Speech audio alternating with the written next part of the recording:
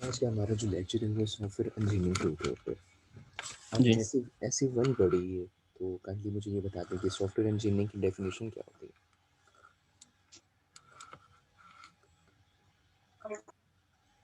जी बेटा, आप कुछ बताना चाह रहे हैं? इट्स ओके बेटा, कोई मसला नहीं। बेटा फिर हम देखते हैं कि आज इसका थोड़ा सा ओवरव्यू ले लेते हैं।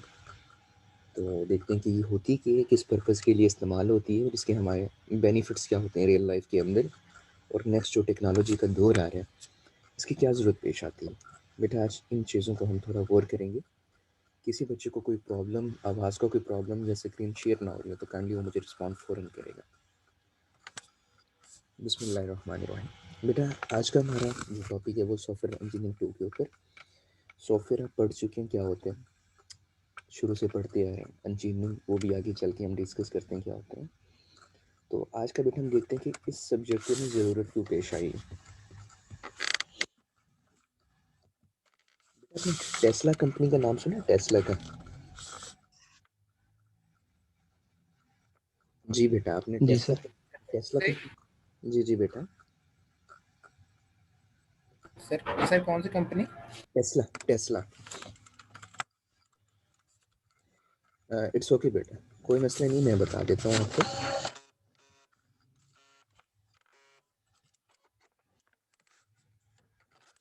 बेटा टेस्ला एक ऐसी कंपनी है जो ना ऑटोमोबाइल्स कार बनाती है। जो मतलब यूँ समझे driver free car, driverless car जो बनाती है ना, मतलब ये बहुत मशहूर कंपनी है, गालिबन अमेरिका की कंपनी है। तो बेटा इसने कुछ अर्सा पहले ना एक कार बनाई जो बगैर ड्राइवर की चलती थी। जो उसे लोकेशन दे देते थे, लोकेशन को मद्देनज़र रखते हुए वो अपना ट्रैक और जो सबसे ईजी डिस्टेंस होता है, जो सबसे अच्छा और सबसे क्लियर होता है, वो खुद तय करने के काबिल होती थी। तो बेटा जब उसे ना रोड के ऊपर लॉन्च किया गया एज अ टेस्टिंग के लिए, तो उसने ना कुछ बंदों को ना अपने नीचे रौंद दिया था। उस कार के अंदर ये सेंस नहीं थी कि सामने जो चीज़ खड़ी है ये ह्यूमंस है या कोई हर्डल्स है। तो इस तरह करते हुए बेटा थोड़ा सा जानी नुकसान हुआ था। तो इस वजह से फिर उस कंपनी को फ़िलहाल के लिए बैन कर दिया गया था। लेकिन रिसेंटली, सिर्फ एक मिनट होल्ड कीजिएगा।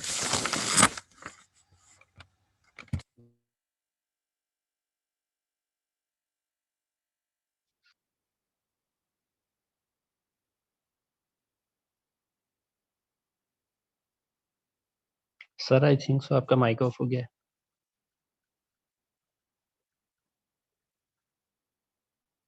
जी बेटा, मैंने खुद म्यूट कर दिया था, वो थोड़ा जी। तो अच्छा बेटा, तो इस टेस्ला कंपनी को बेटा वक्ती तौर पर बंद करना पड़ा था। बंद क्यों करना पड़ा वो रीज़न ठीक। आपको बता दी। तो बेटा फ़िलहाल इसके ऊपर बहुत तेज़ी से काम चल रहा है, ड्राइवरलेस कारों के ऊपर।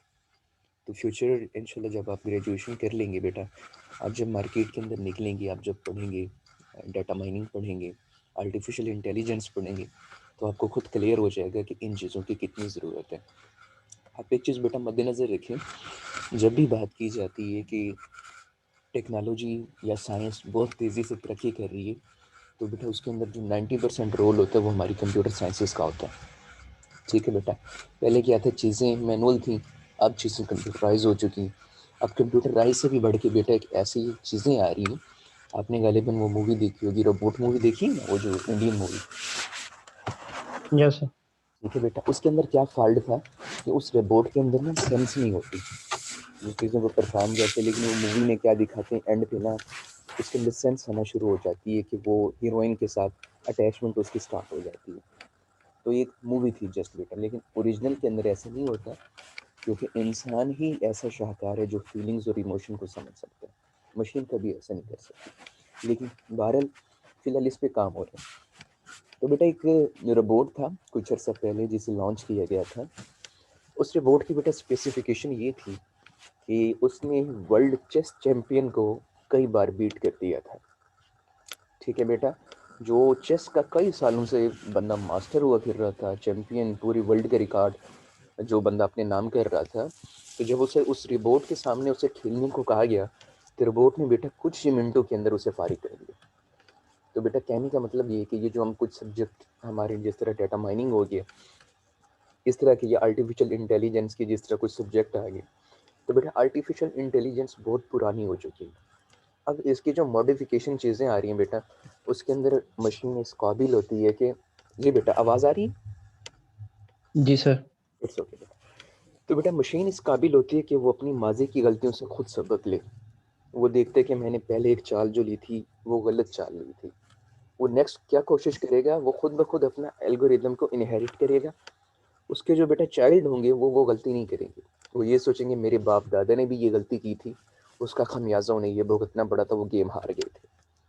तो इस तरह की बेटा जो टेक्नोलॉजीज आ रही हैं, इनके अंदर बेटा मोस्टली सॉफ्टवेयर का ही अमल दखल होता है। तो इस वजह से बेटा हमें सॉफ्टवेयर इंजीनियरिंग की ज़रूरत पेश आती है।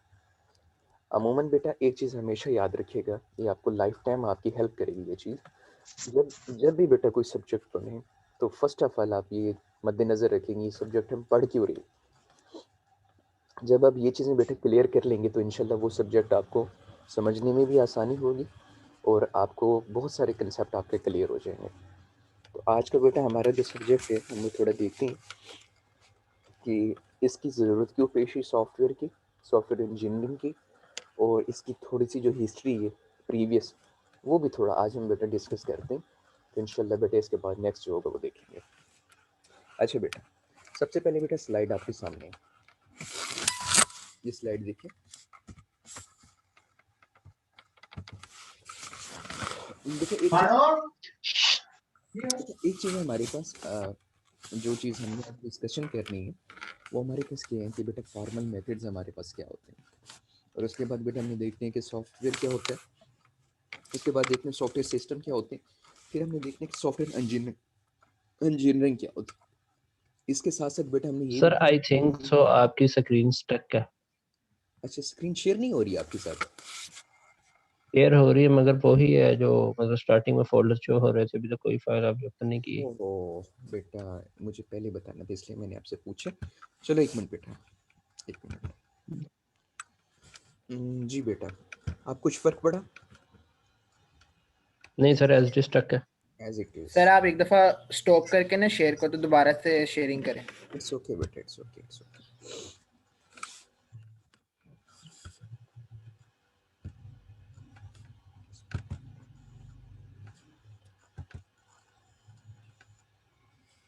जी बेटा, अब सर वही शो हो रहा है वो जो आपने खोला हुआ था पहले, वो फोल्डर्स वगैरह। चलो बेटा एक मिनट।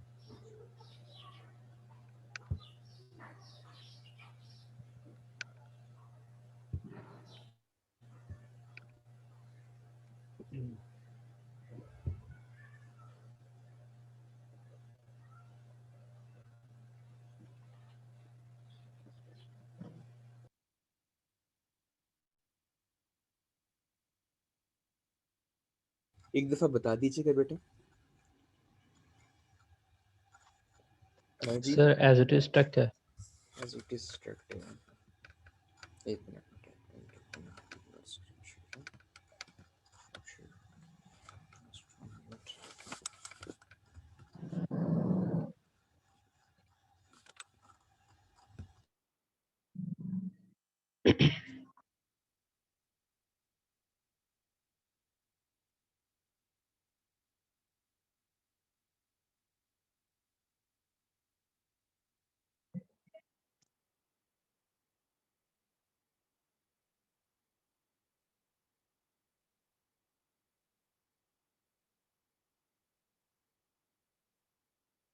जी बेटा, अब वही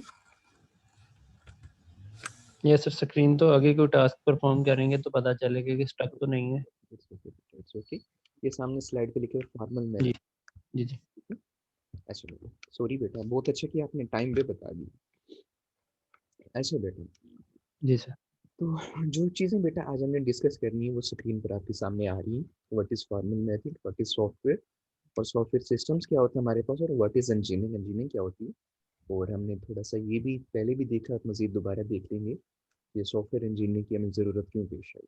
ठीक है बेटा। अच्छा बेटा, इसके बाद बेटा हम देखते हैं कि फॉर्मल मेथड क्या होते हैं। बेटा एक बात याद रखिएगा कि आप कभी किसी फंक्शन पे जाते हैं, ठीक है, अमूमन आप क्या करती हैं कि just sir screen as stuck sir लग अभी रही है भी अभी भी। स्क्रीन वैसे ही है, वही लेक्चर्स आपके खुले हुए हैं जो पहले वाले खुले, जहाँ पे स्लाइड पड़ी है सॉफ्टवेयर इंजीनियरिंग की, वही नजर आ रही है।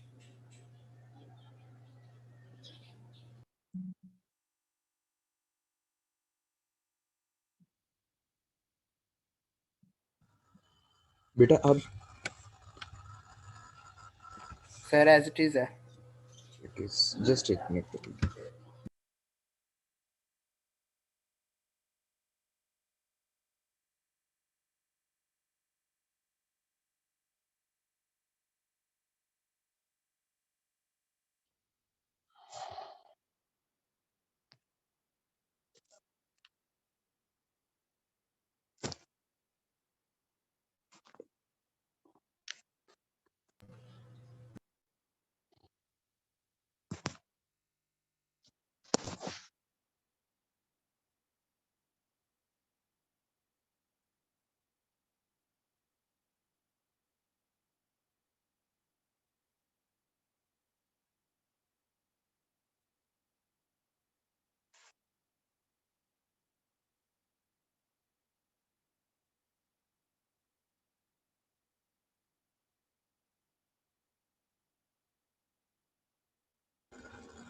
जी बेटा जी सर आ गई है, यस स्लाइड शो हो गई है सर। ठीक है ठीक है ठीक है बेटा। तो अब जी हम सर। चल रहे हैं कि बेटा देखने हमने फॉर्मल मेथड्स हमारे पास क्या क्या होते हैं। तो बेटा हमने फॉर्मल मेथड का हमने ये देखा कि जब भी हम किसी पार्टी पे जाते हैं तो हम अमूमन एक बात डिस्कस करते हैं कि यार हमें ड्रेसिंग फॉर्मल करके जानी चाहिए। ठीक है बेटा, फॉर्मल हमेशा उस चीज़ को कहा जाता है जिसके कुछ कोड्स हों। जैसे बेटा ड्रेसिंग के भी कोड होते हैं ना। आप क्या करते हैं कि यार वेस्ट कोट शलवार कमीज़ के साथ ज़्यादा अच्छी लगती है, ठीक है, लेकिन वेस्ट कोट थ्री पीस के अलावा जो हम कपड़ों पे इस्तेमाल करते हैं वो अमूमन हम बेटा पेंट शर्ट के साथ इस्तेमाल नहीं कर सकते। ठीक है, इस तरह हम क्या करते हैं कि बेटा फॉर्मल जो हम इंजीनियरिंग के अंदर जो चीज़ें हम डिस्कस करते हैं उसके अंदर बेटा ये होता है हमारे पास कि हम कुछ स्पेसिफिक रूल्स एंड रेगुलेशन को फॉलो करते हुए हम कुछ चीज़ों को परफॉर्म करते हैं जिसे फॉर्मल कहा जाता है। फॉर एग्जांपल कि एक चीज़ है कि मुझे पता है कि खाना कैसे बनाना है। एक तो हर बंदे का एक अपना मिजाज होता है कि बेटा सारी चीज़ें एक साथ डालकर उसे बॉयल करना स्टार्ट कर देते हैं, जिस तरह पठान या चाइनीज़ लोग करते हैं। कुछ लोग हमारे जिस तरह पंजाब कल्चर के अंदर क्या होता है कि हर चीज़ को स्टेप बाय स्टेप लेके चलते हैं। अच्छा बेटा, इसके बाद हम देखते हैं कि बेटा सॉफ्टवेयर क्या होते हैं। सॉफ्टवेयर क्या होते हैं बेटा, आप कब से पढ़ते आ रहे हैं कंप्यूटर साइंस के स्टूडेंट ने, व्हाट इज सॉफ्टवेयर? जी बेटा, सॉफ्टवेयर क्या होता है? A set of instruction given to computer to solve a specific problem. शाबाश बेटा। और सॉफ्टवेयर सिस्टम क्या होते हैं? ये कोई और बता देगा। ठीक है ठीक है बेटा, मतलब ऐसे सिस्टम बेटा जिनके ऊपर हम सॉफ्टवेयर को एग्जीक्यूट करते हैं, जैसे आपने पढ़ा होगा कि जी एप्लीकेशन हैं और सिस्टम सॉफ्टवेयर होते हैं। अच्छा नेक्स्ट हम चलते हैं बेटा अपने टॉपिक। Yes sir. ठीक है बेटा, ये फॉर्मल मेथड की डेफिनेशन है जिसको हमने डिस्कस की है कि किसी भी स्पेसिफिक फॉर्मल लैंग्वेज को फॉलो करते हुए कोई भी चीज़ बनाना वो फॉर्मल मेथड कहलाता है। A method is a formal if it has sound mathematical basic typical given by the formal specification language. कि मैथमेटिकल्स भी हो सकते हैं, वो न्यूमेरिक्स भी हो सकते हैं, वो डेटा की किसी भी शक्ल में हो सकते हैं। अगर वो फॉर्मल लैंग्वेज के थ्रू परफॉर्म कर रहे हैं तो इट मीन्स वो फॉर्मल मेथड कहलाता है। मतलब ऐसा मेथड जो अपने आप को या किसी चीज़ को बिल्ड करने के लिए फॉर्मल लैंग्वेज का सहारा ले उसे फॉर्मल मेथड बोला जाता है। बट नेक्स्ट हमारे पास हम चलते हैं कि सॉफ्टवेयर की हिस्ट्री क्या होती है और ये क्यों इसकी ज़रूरत पेश है। तो बेटा हमारे पास फर्स्ट ऑफ ऑल नीचे देखें सॉफ्टवेयर, ये जो ब्लू बॉक्स आपको नज़र आ रहा है इसके अंदर निस्ट जिसे बोलते हैं national institute of standard and technology reports. बेटा जिस तरह नासा की रिपोर्ट्स होती है ना, नासा की हर साल वो कुछ रिपोर्ट्स देते हैं कि गैलेक्सी कहाँ तक जा रही है, कितनी बड़ी हो रही है, कितनी छोटी हो रही है, खैर बढ़ती ही जा रही है, छोटा होने का तो सवाल ही नहीं है। तो इस तरह बेटा निट्स होती है जो हमें सॉफ्टवेयर की रिपोर्ट्स देती है कि कहाँ कहाँ पर सॉफ्टवेयर एरर की वजह से हमें बहुत भारी नुकसान का सामना करना पड़ा। इसकी जो बेटा रिपोर्ट्स होती हैं वो बिल्कुल स्टैंडर्ड्स होती हैं। अच्छा, अब इसकी रिपोर्ट हमारे पास बेटा क्या हमारे पास नीचे देखिए कि हमारे पास उसने निट्स ने रिपोर्ट दी है कि एक थ्रेक 25 है, एक पेंटियम FD4 है और इसके बाद एरिना 5 है बेटा। और उसके बाद बेटा हमारे पास नीचे क्या है कि फाइनेंशियल और जानी नुकसान हमारा हुआ, वो कहाँ पे, वो आगे चल के हम डिस्कस कर लेंगे बेटा। बेटा ये एक मशीन थी थ्रेप 25। आपने सीटी स्कैन बेटा कभी करवाई है? खुदा ना खास्ता ना करवाई हो, कभी सुनी है ना सीटी स्कैन क्या होती? सुना है सर, यस सर, करवाई नहीं है। प्रोसीजर के बताइए। एमआरआई हो गई, सीटी स्कैन हो गई, ठीक है। ये मशीन बेटा बिल्कुल जी उसी तरह की है, अगर किसी ने देखा तो उसे पता होगा बेटा। तो बेटा इस मशीन का सबसे बड़ा एरर क्या था कि इस मशीन से जो भी पेशेंट पास आउट होकर गुजरता था, आफ्टर 1 या 2 ईयर बेटा उसकी डेथ हो जाती थी। सुन रहे? तो ओह जी, उसके बाद बेटा क्या हुआ कि बाद में जाके पता चला कि जो जो बंदा इस मशीन से होके गुजर रहे, ठीक विद इन 1 या 2 ईयर्स या 3 ईयर्स, जितना भी लगा लें, जितना अल्लाह पाक ने उसकी जिंदगी लिखी थी, तो बेटा उसकी डेथ होना स्टार्ट हो गई। तो बाद में बेटा पता चला कि इसके अंदर एक सॉफ्टवेयर बग था, एक छोटा सा एरर था। और वो एरर क्या कर रहा था, जहाँ पे रेडिएशन आपको कम देनी थी, फॉर एग्जांपल जहाँ पे आपको 25 की रेडिएशन देनी थी, वहाँ पे वो आपको 35 या 40 की रेडिएशन दे रहा था। आपने कहना नहीं चाहिए। तो जिस तरह कुछ एक मूवी का आपने ट्रेलर देखा होगा, फाइनल डेस्टिनेशन, तो उसके यस सर। अंदर उसके अंदर वो लेजर का कंसेप्ट होता है ना। वो क्या होता है जी कि वो भी एक बग की वजह से लेजर, इधर से पेशेंट के उन्होंने हाथ बांध रखे होते हैं, ऊपर से लेजर स्टार्ट हो जाती तो उसकी आंखें डैमेज हो जाती। जी तो बेटा ये भी कुछ उस तरह का सीन था, एक छोटे से सॉफ्टवेयर बग के अंदर। बेसिकली ये कनाडा के अंदर ये थी, ये मशीन इसे लॉन्च की गई थी 1982 के अंदर। तो उसके अंदर भी बेटा इस तरह के एक बग आने लग गया। उसके बाद बेटा जो बाद में पता चला, तो उन्होंने जाके जब इसका एनालिसिस किया, तज्जिया किया, तो जाके पता चला कि रेडिएशन हमें 25 देनी थी, और सॉफ्टवेयर एरर की वजह से ये रेडिएशन 40 या 35 अराउंड अबाउट जितना भी उतनी दे रहा था जितनी एक पेशेंट बर्दाश्त नहीं कर सकता। और उससे क्या होता था, उसके आज़ाद डैमेज होना स्टार्ट हो जाते थे। फिर हो सकता है उससे कैंसर, लीवर या फालिज, कुछ इस तरह की डिजीज होती है, वो आफ्टर सम टाइम वो बंदा खो देता। तो बेटा ये हमारे पास एक सॉफ्टवेयर बग की वजह से एक इतना बड़ा नुकसान होने जा रहा था, जिसे वक्त से पहले पहले बचा लिया गया अल्हम्दुलिल्लाह। अच्छा बेटा, AT&T, ठीक है बेटा। जिस तरह पाकिस्तान के अंदर बेटा टेलीकम्युनिकेशन है, ठीक है बेटा, टेलीकम्युनिकेशन आपने जिस तरह सुना होगा, PTCL ले लें, कोई और ले लें, इस तरह बेटा जी अमेरिकन जो एसोसिएशन है ना टेलीकम्युनिकेशन की, वो AT&T है बेटा। इसके अंदर क्या हुआ था कि सिर्फ 9 घंटे का शॉर्टफॉल हुआ था।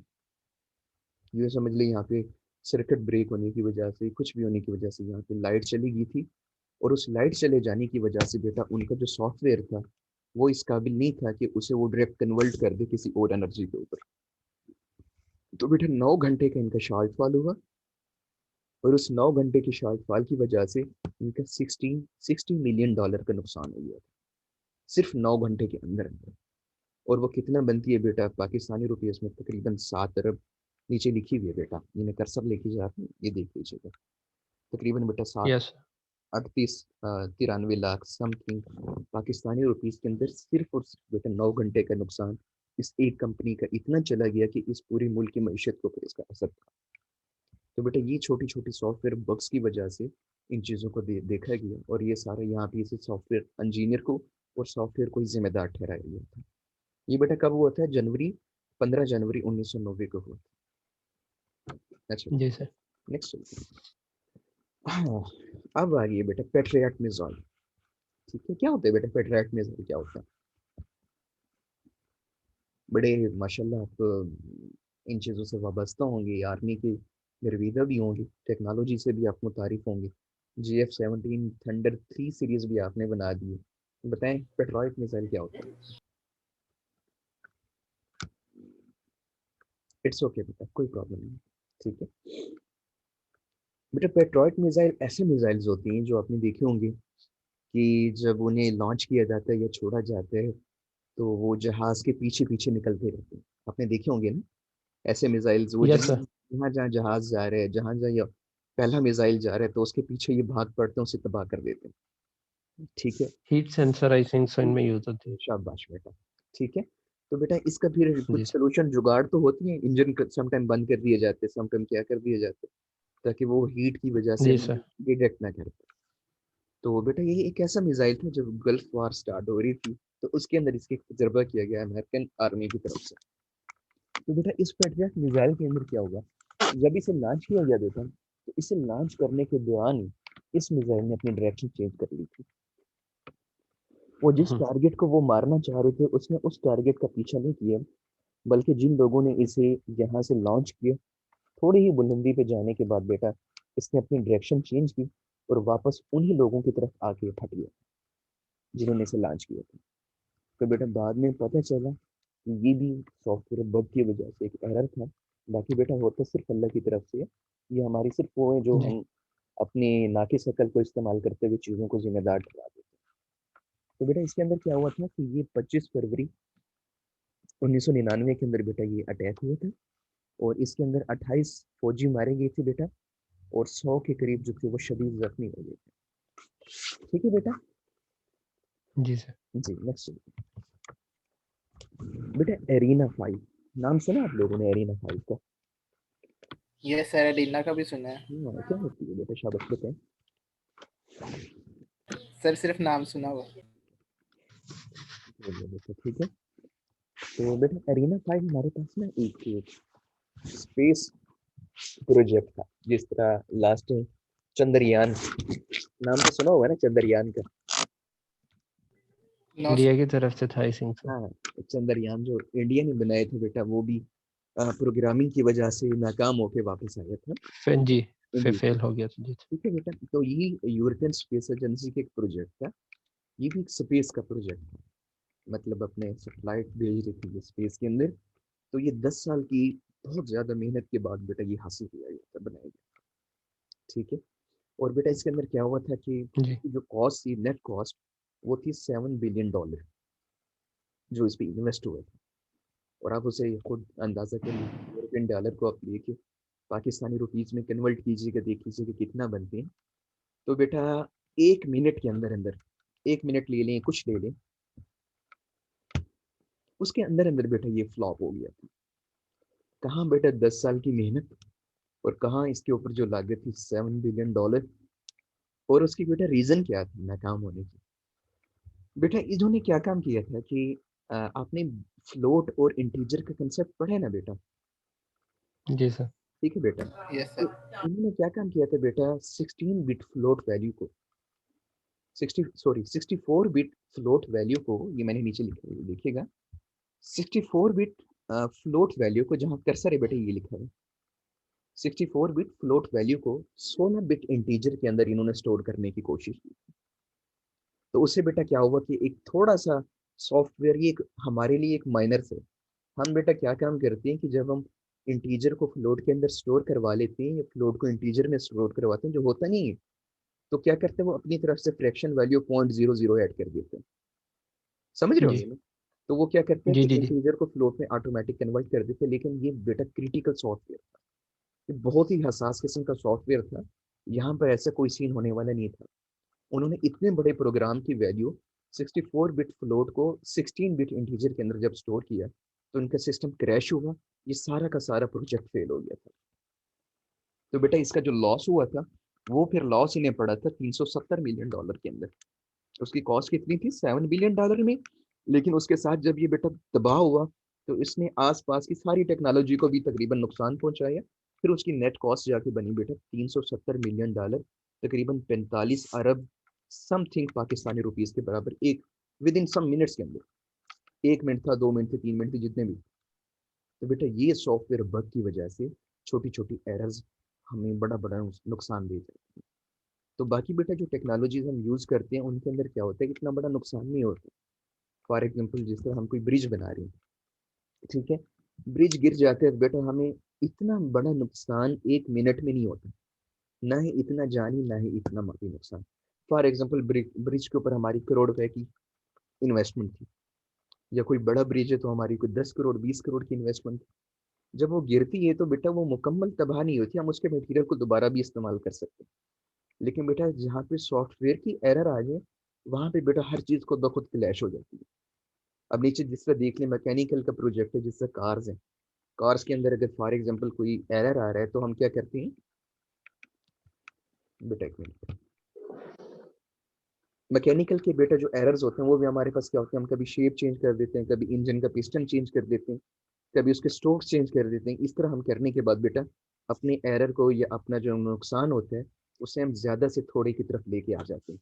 लेकिन सॉफ्टवेयर के अंदर बेटा ऐसा नहीं होता। यहाँ पे 1 मिनट की गेम होती है, 1 मिनट में या तो आप बेटा खरबों में चले जाते हैं या 1 मिनट में आप बिल्कुल लॉस में चले जाते हैं। अच्छा बेटा, अब इन चीज़ों के सोल्यूशन क्या है हमारे पास? हर चीज़ का बेटा साफ ज़रे प्रॉब्लम का कोई ना कोई सोल्यूशन तो होता है ना बेटा, ठीक है? इसका बेटा सोल्यूशन हमारे पास क्या है? बिल्ड करेक्ट सिस्टम, कि ऐसे सिस्टम बनाए जाए बेटा जो बिल्कुल सही परफॉर्म कर रहे हो, ठीक है? अब ये कैसे होगा? Verify the system.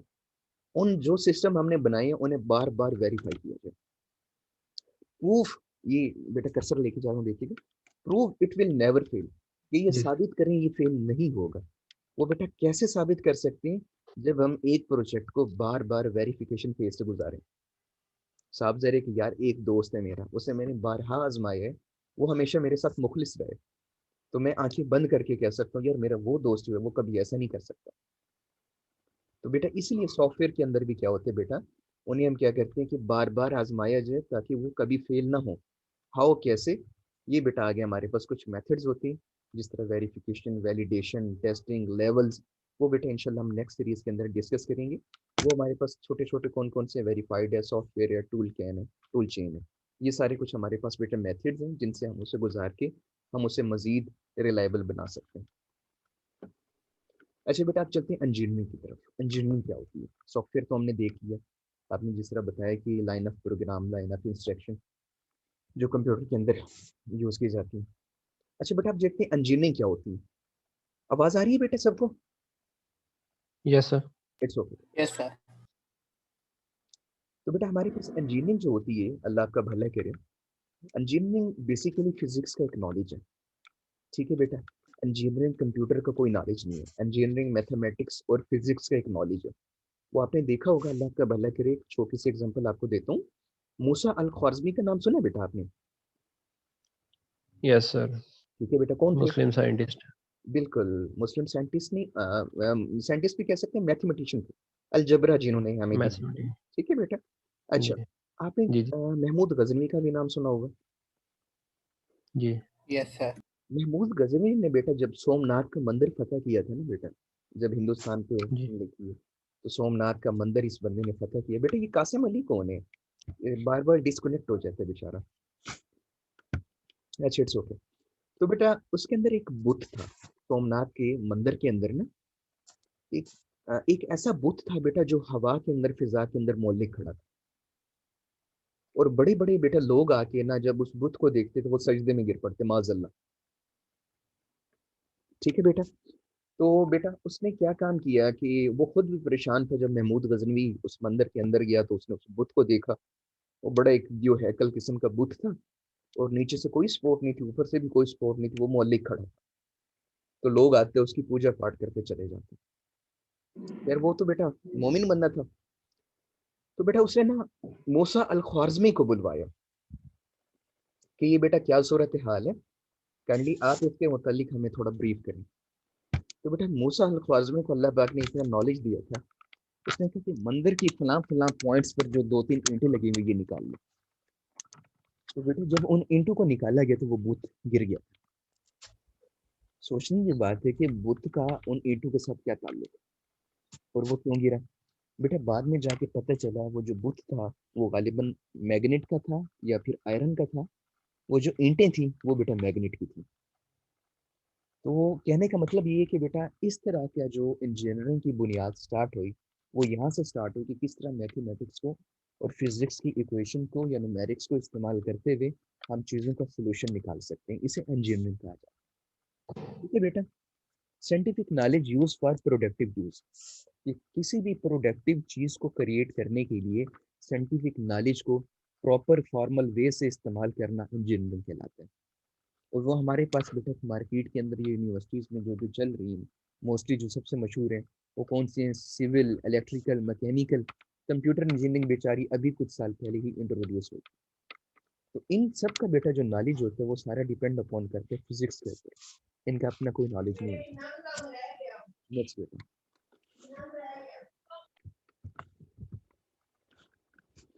अच्छा बेटा, अब हम देखते हैं कि बेटा सॉफ्टवेयर इंजीनियरिंग के अंदर क्या क्या काम करना होता है, एक सॉफ्टवेयर इंजीनियर को सबसे पहले क्या करना होता है, फिर क्या करना होता है। तो बेटा सॉफ्टवेयर इंजीनियर को सबसे पहले प्रॉब्लम को फाइंड आउट करना होता है, सबसे पहले प्रॉब्लम को फाइंड आउट करना होता है। फॉर एग्जाम्पल जिस आप एक डॉक्टर के पास जाते हैं तो डॉक्टर बेटा सबसे पहले आपकी तशखीस करते हैं, ठीक है, वो आपका चेकअप करते हैं, आपकी हकीकत लेते हैं, उसके बाद वो आपको बताते हैं कि आपको नमूनिया हो गया, आपको टाइफाइड हुआ है, या आपको खुदा न खास्ता कुछ और हो। तो बेटा उसके बाद वो क्या करते हैं, उस चीज़ को सॉल्व करने के लिए कुछ मेडिसिन या कुछ इंजेक्शन या कुछ टेक्निक्स या एक्सरसाइज आपको असाइन करता है या सजेस्ट करता है। तो बेटा सॉफ्टवेयर इंजीनियर की भी यही काम होते हैं कि सबसे पहले वो प्रॉब्लम को फाइंड आउट करता है, फिर बेटा उसे सॉल्व करने के लिए कोई टेक्निक आपको इंट्रोड्यूस करता है। तो बेटा इसके अंदर देखें, सॉल्विंग प्रॉब्लम के अंदर जो कर्सर जहाँ पे गया है क्या होता है, अंडरस्टैंड द प्रॉब्लम। तब तक हम किसी प्रॉब्लम को बेटा अंडरस्टैंड या सॉल्व नहीं कर सकते जब तक हम उस प्रॉब्लम को अंडरस्टैंड न करें। फॉर एग्जाम्पल कि अगर आप घर में आए हैं, खुदा न खास्ता पेरेंट्स की लड़ाई हो रही है, तो आप बगैर वजह जाने आप उस लड़ाई का कोई नतीजा या कोई सोल्यूशन नहीं निकाल सकते जब तक आपको उसकी वजह पता ना चल जाए। तो बेटा नेक्स्ट हमारे पास कहते हैं एनालाइज अ प्रॉब्लम, वही चीज आ गई। सबसे पहले एनालाइज सॉरी अंडरस्टैंड करते, उसके बाद तजिया करते हैं कि इसका क्या सोल्यूशन निकलेगा, फिर उसके बाद बेटा क्या करते हैं कि कंस्ट्रक्शन सम लैंग्वेज को इस्तेमाल करते हुए वो उसका एक सोल्यूशन हमें देते हैं। अच्छा नेक्स्ट बेटा, अब बेटा हम चलते हैं कि सॉफ्टवेयर इंजीनियरिंग की जो डेफिनेशन है जो हमें बेटा IEEE ने दी है, मैंने वो यहाँ पे पेश की है बेटा। ये बेटा हमारे पास स्टैंडर्ड डेफिनेशन है, इसे तकरीबन कोई भी आपकी इस डेफिनेशन को रिजेक्ट नहीं कर सकता। वो बेटा हमारे पास कौन कौन सी डेफिनेशन है, डेफिनेशन में बेटा 3 पार्ट शुरू में, 3 पार्ट आखिर में। वो देखते हैं बेटा 3 पार्ट शुरू वाले कौन से और आखिर वाले कौन से। वो बेटा डेफिनेशन की तरफ है, the application of systematic discipline quantifiable approach. कौन कौन सी बेटा, सिस्टमैटिक पहली, डिसिप्लिन दूसरी, क्वांटिफाइबल अप्रोच तीसरी। ठीक है, पहली की 3 बेटा ये 3 आ गई, सिस्टमैटिक डिसिप्लिन क्वांटिफाइबल अप्रोच। अच्छा, अब आगे की 3 बेटा कौन कौन से हमारे पास, तो development, operation and maintenance. Development, operation and maintenance of any software is known as software engineering. बेटा वो कहते हैं कि ऐसी एप्लीकेशंस या ऐसी अप्रोच जो सिस्टमैटिक, डिसिप्लिन और क्वांटिफाइबल हो। ठीक है, नेक्स्ट क्या है कि वो किसी भी चीज की डेवलपमेंट, ऑपरेशन और मेंटेनेंस के अंदर काम है, खसूसन अगर वो सॉफ्टवेयर के अंदर काम आएगी तो बेटा इसे सॉफ्टवेयर इंजीनियरिंग कहा जाएगा। अब बेटा दोबारा इस तारीफ को मैं ब्रीफली जरा एक्सप्लेन करता हूँ, जरा गौर कीजिएगा। IEEE की बेटा ये डेफिनेशन है। IEEE हमारे पास एक फॉर्मेट है, बहुत ही अच्छा एक फॉर्मेट है, इसके पेपर भी होते हैं जो पब्लिश किए जाते हैं, खसूसन यहाँ पे कंप्यूटर साइंस और इलेक्ट्रिकल इंजीनियरिंग या इलेक्ट्रॉनिक्स वालों के पेपर को पब्लिश किया जाता है। और बेटा यहाँ पर जो भी चीज़ लिखी होती है वो उसे दुनिया के बड़े बड़े साइंटिस्ट मुस्तनिद करार देते हैं। तो ये बेटा उसकी डेफिनेशन है, the application of systematic, number 2 discipline, number 3 quantifiable approach. अच्छा, किस पर्पस के लिए यूज होती है, to development, operation and maintenance of software is known as software engineer. ठीक है बेटा, यहाँ तक ओके बेटा, आवाज नहीं आ रही आप लोगों की? Yes sir, yes sir. ठीक है। अच्छा बेटा, ये हमारे पास 2-3 और डेफिनेशन है जो उतनी ज्यादा बेटा मुस्तनद नहीं है जितना IEEE की थी, इन्हें आप देख लीजिएगा इस स्लाइड को। ठीक है बेटा, हमारे पास जो सबसे मुस्तनद डेफिनेशन है वो IEEE की है, इसे काइंडली आपने लाजमी याद करना है, नेक्स्ट लेक्चर में मैंने आके ये आपसे सुननी है। अच्छा, अब बेटा हम देखते हैं कि सॉफ्टवेयर इंजीनियरिंग क्या होती है हमारे पास, वो हम देख चुके हैं कि कौन कौन सी है। फिर ये इसके अंदर वो ये बताना चाह रहे हैं कि ये कौन कौन से सन के अंदर किस किस कॉलेज ने इसे लॉन्च करने की कोशिश की। बेटा सबसे पहले इंपीरियल कॉलेज लंदन ने इसे 1987 के अंदर अपने सिलेबस में शामिल किया। फिर PSC कॉलेज टेक्नोलॉजी कैम्ब्रोएट, ये इंडिया के अंदर एक बेटा कॉलेज है, तो इसने बेटा आके इसे कब स्टार्ट किया, 1997 के अंदर। बेटा आप देख लें कि 1997 में इंडिया ने सॉफ्टवेयर इंजीनियरिंग पे काम स्टार्ट किए, और हम लोगों ने आके तकरीबन 2005-2010 के बाद इसके ऊपर काम स्टार्ट किया। तो यकीनन बहुत सारी वजूहत हैं जिस बुनियाद पे हम उनसे पीछे हैं।